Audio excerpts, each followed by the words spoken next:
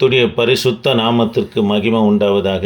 தேவ பிள்ளைகளே, இன்றைக்கு ஆபிரகாமுக்கு கொடுக்கப்பட்ட வாக்குத்தத்தங்களை குறித்து நாம் தியானிக்க போகிறோம். ஆதியாகமம் 12ஆம் அதிகாரம் 1 முதல் தியானிக்க போகிறோம். தேவ பிள்ளைகளே, 1ஆம் வசனத்தில் கர்த்தர் ஆபிரகாமை நோக்கி, நீ உன் தேசத்தையும் உன் இனத்தையும் உன் தகப்பன் வீட்டையும் விட்டு புறப்பட்டு நான் உனக்கு காண்பிக்கும் தேசத்துக்கு போ என்று சொல்லுகிறார். இதே அப்போஸ்தலர் நடபடி புஸ்தகம் 7ஆம் அதிகாரம் 3ஆம் வசனத்தில் உன் தேசத்தையும் உன் இனத்தையும் விட்டு புறப்பட்டு நான் உனக்கு காண்பிக்கும் தேசத்துக்கு வாய் என்றார். தேவ பிள்ளைகளே, ஆதியாகமம் 12:1 போ என்பது கட்டளை. அப்போஸ்தலர் நடபடி புஸ்தகம் 7ஆம் அதிகாரம் 3ஆம் வசனத்தில் வாய் என்பது கர்த்தர் ஆபிரகாமுக்கு அழைப்பையும் கட்டளையும் கொடுக்கறத இந்த இடத்துல பார்க்குறோம். சரி, ஆபிரகாமுக்கு கொடுக்கப்பட்ட வாக்கு தத்தங்களை நாம் தியானிக்க போகிறோம். தேவ பிள்ளைகளை, முதலாவது கர்த்தர் கொடுக்கிற வாக்கு தத்தம், நான் உன்னை பெரிய ஜாதி ஆக்குவேன் என்று சொல்லுகிறார். எபிரேய விளக்கம், எண்ணப்பட முடியாத அளவுக்கு பெரிய ஜாதி ஆக்குவேன் என்று சொல்லுகிறார். இதுதான் ஆதியாகமம் 15ஆம் அதிகாரத்தில் ஆபிரகாமை கூடாரத்தை விட்டு வெளியே கொண்டு வந்து வானத்தை அண்ணார்ந்து பார், நட்சத்திரங்களை எண்ணக்கூடுமான எண்ண, உன் சந்ததி இவ்வளவாய் பெருக பண்ணுவேன் என்று சொல்லுகிறார். தேவ பிள்ளைகளே, முதலாவது ஆசீர்வாதம் பெரிய ஜாதி, எண்ண முடியாத ஜாதியாக, எண்ண முடியாத ஆசீர்வாதத்தை தருவேன் என்று ஆபிரகாமை கர்த்தர் ஆஸ்வதிக்கிறார்.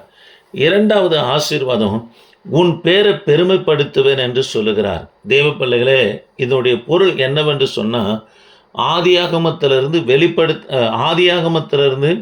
பழைய ஏற்பாடு முடிகிற மல்கியா தீர்க்க தரிசன புஸ்தகம் வரைக்கும், அதாவது தேவனுடைய இன்சலாக யார் வருகிறார்னா ஆபிரகாம் வருகிறத பார்க்கிறோம்.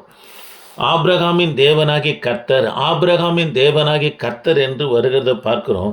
ஆபிரகாமுடைய பெயரை கர்த்தர் பெருமைப்படுத்துகிறத பார்க்கிறோம்.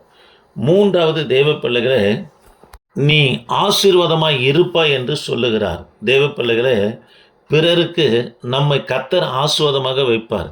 பிறர் வீட்டில் பிரச்சனை போராட்டம் நடக்கும்போது, ஒரு ஊழியக்காரன் அந்த இடத்துல பிரவேசிக்கும் போது, அந்த வீட்டில் இருக்கிற பிரச்சனை போராட்டம் மாந்திரிகம் நீங்குமானா, அந்த ஊழியக்காரனை கர்த்தர் எப்படி வைத்திருக்கிறார்னா ஆசீர்வாதமாக வைத்திருக்கிறார். இதுதான் மூன்றாவது ஆசீர்வாதம் சொல்கிறாரு, நீ ஆசீர்வாதமாய் இருப்பாய் என்று சொல்லுகிறார். ஆபிரகாம் ஆதியாகமம் 13ஆம் அதிகாரத்தில் சோதமுக்குள்ளே போகிறார். சோதமுக்கு போனதானே லோத்துவை மீட்டு கொண்டு வரும்போது இவர் போகிறாரு. அந்த இடத்துல விடுதலை உண்டாகிறத பார்க்கிறோம். ஆக ஆபிரகாமை பிறருக்கு கர்த்தனம்னா ஆசீர்வாதமாக வைத்தார். நான்காவது, உன்னை ஆசீர்வதிக்கிறவர்களே நான் ஆசீர்வதிப்பேன் என்று சொல்லுகிறார். கர்த்தருடைய பிள்ளைகளுக்கு ஊழியத்திற்கு யாரெல்லாம் ஆசீர்வாதமாக இருக்கிறார்களோ அவர்களை கர்த்தர் ஆசீர்வதிப்பேன் என்று வாக்கு பண்ணுகிறார். ஐந்தாவது, உன்னை சபிக்கிறவர்களை சபிப்பேன் என்று சொல்கிறார். ஒருவன் உன்னை எதிர்த்தா அவனுக்கு தேவனே எதிரியாக மாறுவார். இதுதான் சாபம் என்று மூலமொழியில் சொல்லப்படுகிறது. தேவ பிள்ளைகளே, உன்னை சபிக்கிறவனை அவன் தனக்குத்தானே நம்மன்னா விரோதியாக மாறுகிறான் என்று பொருளாக இருக்கிறது. அவன் தனக்குத்தானே படுகுழி வெட்டி கொள்ளுகிறவனாக காணப்படுகிறது. தேவ பிள்ளைகளை, அடுத்த ஆசீர்வாதம், பூமியில் உள்ள வம்சங்கள் எல்லாம் உனக்குள் ஆஸ்வதிக்கப்படும் என்று சொல்கிறார். உன் சந்ததிக்குள் ஆஸ்வதிக்கப்படும் என்று சொல்கிறார். தேவ பிள்ளைகளை, ஈசாக்கு பிறப்பார். ஈசாக்குடைய சந்தையில் இயேசு கிறிஸ்து நிமித்தம் உலகமே ஆசீர்வதிக்கப்படும் என்று கலாத்தியருக்கு என்ன நிருபம் 3ஆம் அதிகாரம் 14ஆம் வசனத்தில் வாசிக்கிறோம். இதை தான் சொல்கிறார் கர்த்தர், சந்ததிக்குள் பூமி உள்ள சகல ஜனங்களும் ஆஸ்வதிக்கப்படும் என்று சொல்கிறார். ஈசாக்கு வாயிலாக கிறிஸ்து வருகிறார். கிறிஸ்துவின் நிமித்தம் ரட்சிப்பு உலகம் முழுவதும் பரவுகிறத பார்க்கிறோம். ஆக இந்த வார்த்தையை கேட்கிற எனக்கு அன்பான கர்த்தருடைய பிள்ளைகளை, இந்த வாக்கு தத்தங்களை நாம் சுதந்தரிக்க நம் தேவனாகி கர்த்தர் உதவி செய்வார்.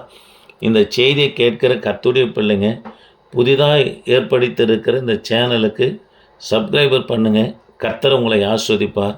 என் தேவனாகிய கர்த்தருடைய கிருபையும் சமாதானமும் உங்களை தொடருவதாக. ஆமேன். Praise the Lord.